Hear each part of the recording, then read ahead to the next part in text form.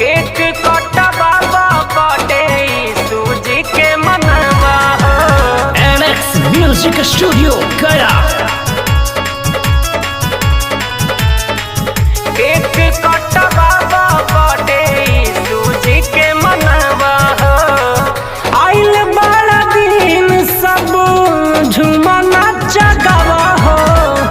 आइल बड़ा दिन सब झूमा नाचा गावा हो। केक कटवा बर्थडे सूजी के मनवा डीजे मंगवा सब ठुमका लगावा। आइल बड़ा दिन सब झूमा नाचा गावा हो।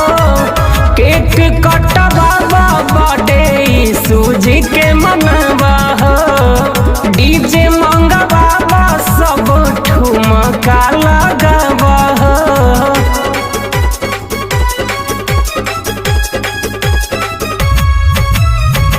केक कटवा बर्थडे सूजी के मनवा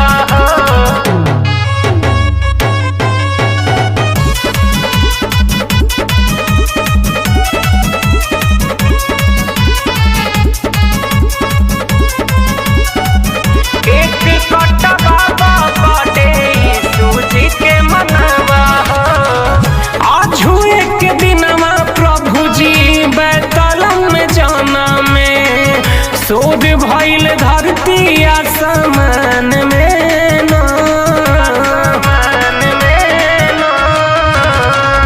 आज एक दिनवा सूजी बैतलम में जाना में शोध भइल धरती आसमान में ना। मरियम के लाल से आशीष सब पावा हो। मरियम के लाल से आशीष सब पावा हो। केक कटवा बर्थडे सूजी के मनवा डीजे मंगवा सब ठुमका लगावा। आइल बड़ा दिन सब झूमा नाचा गावा हो। केक कटवा बर्थडे सूजी के मनवा डीजे मंगवा सब ठुमका लगावा।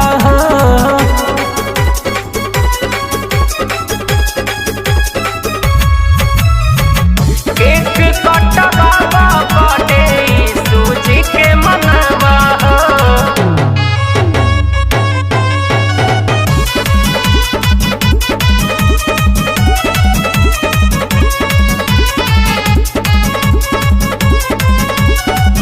केक कटवा बर्थडे सूजी के मनवा सजल बाटे चर्च देखा लगे मन भवन।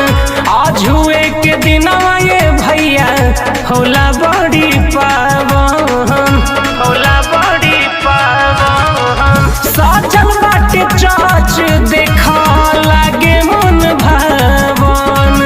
आज हुए के दिनवा ये भैया होला बड़ी पावन। झूमा नाचा गावा सब खुशियाँ मनावा हो। झूमा नाचा गावा सब खुशियाँ मनावा हो। केक कटवा बर्थडे सूजी के मनवा डीजे मंगवा सब ठुमका